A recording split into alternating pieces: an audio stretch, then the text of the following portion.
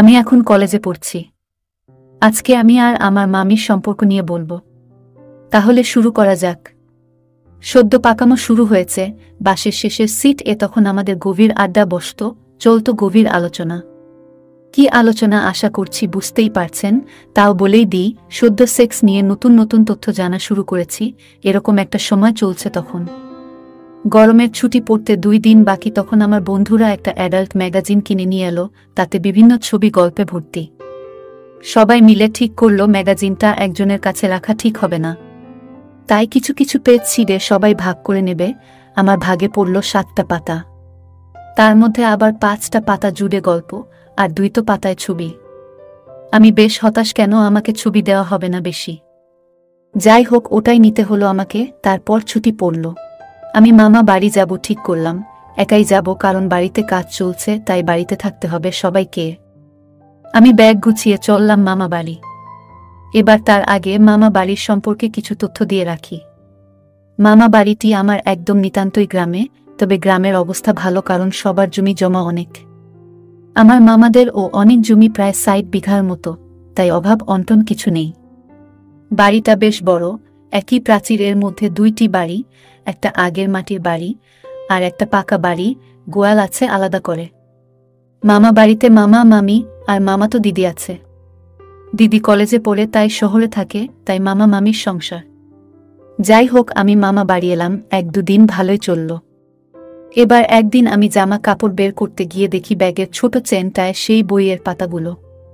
কিছুটা ভয় পেয়ে গিয়ে ভাবলাম ভাগ্যিস মা ব্যাগ গোছায়নি, নয়তো মার একটাও মাটিতে পড়ত না। যাই হোক, এখানে ভয়ের কিছু নেই। আর বলে রাখি, তখন আমার স্মার্টফোনও ছিল না, আর গ্রাম কেবিল ছিল না, শুধু সেই ফ্রি ডিশ চ্যানেল চলত, তাই টিভি দেখার কোনো ইচ্ছে আমার ছিল না। ভাবলাম দেখি অ্যাডাল্ট ম্যাগাজিনে আবার কেমন গল্প দেয়। টোটাল 3টে গল্প ছিল, সবগুলোই পরকীয়ার। প্রথমবার পরকীয়ার ধারণা এলো আমার কাছে, তো সব নতুন নতুন লাগলো। তার চেয়েও বেশি নতুন লাগলো গল্পে দেওয়া মহিলাদের দেহের বর্ণনা। ওই বর্ণনাগুলো আমার মাথায় চেপে গেল। বসে বসে ভাবছি, আর ঠিক তখনই দেখি মামি আসছে ভেজা কাপড়ে স্নান করে। এখানে সবাই নদীতে স্নান করে, তাই মামিও নদী থেকে ভেজা কাপড়েই এসেছে। এসে আগে বালতি থেকে ভেজা কাপড়গুলো মেলা শুরু করল। তখন আমার চোখ পড়ল মামির শরীরের দিকে। গ্রামের দিকে বাড়ির সব মহিলারাই এরকমভাবেই আসে, তাই এখানে কারোর এগুলো দেখে কিছু মনে হয় না। কিন্তু আমার মাথায় তখন খারাপ চিন্তা ভাবনা ঘুরছে। এবার আমার মাথা তো পুরাই নষ্ট, আমি শুধু এখন মামির শরীর দেখার খেলায় মাতলাম। এরকম করে আরও 2 দিন কাটল। একদিন বিকেলে হঠাৎ কাল বৈশাখী হবে বলে ঝড় উঠল। গোয়ালের গরুগুলো তুলতে হবে, তাই মামি ছুটল। এদিকে চারদিকে অন্ধকার, সেই সময় কারেন্টটাও গেল চলে। মামি আমাকে বলল একটা টর্চ নিয়ে গোয়ালও আসতে গরুগুলো বাঁধবে, আমিও তাই করলাম। এমন সময় শুরু হলো প্রবল বৃষ্টি, আর গোয়ালটা একই বাউন্ডারিতে থাকলেও একটু দূরেই বাড়িটা থেকে, তাই যেতে গেলে ভিজে যাব। মামি বলল রুমের দরজাগুলো লাগানো আছে তো? আমি বললাম হ্যাঁ, আমি লাগিয়ে এসেছি সব দরজা জানলা। তখন মামি বলল তাহলে আর এই অসময়ে ভিজে লাভ নেই, এখানেই দাঁড়াই। আমিও সম্মতি দিলাম। এবার প্রায় 20 মিনিট হয়ে গেল, কিন্তু বৃষ্টি থামার নাম নেই। আমি লক্ষ্য করলাম মামি একটু অস্বস্তি বোধ করছে। বুঝতে পারলাম না, আমার আবার সেই সময় হিসু পেয়ে গেছে। আমি মামিকে বললাম, মামি বলল এখানে এক কোণে করে দিতে, আমিও করে দিলাম। এবার মামি আরও বেশি অস্বস্তি বোধ করছে দেখে জিজ্ঞেস করলাম কি হয়েছে।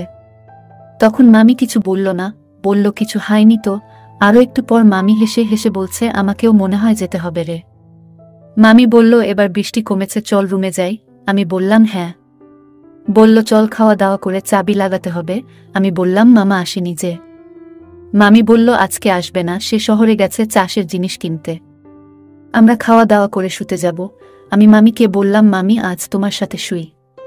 মামি বলল কেন রে? আমি বললাম বিদ্যুৎ চমকায় ভয় লাগে। মামি বলল আচ্ছা চল। তারপর আমি মামিকে রাজি করিয়ে নিলাম। তারপর যা হবার হয়ে গেল, আশা করি তোমরা নিশ্চয় বুঝে গেছ।